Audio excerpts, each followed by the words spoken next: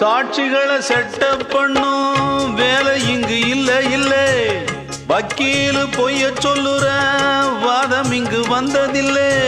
ஏடெடுத்து படிச்சதில்ல, எவருக்கும் நீ குறைஞ்சதில்லை.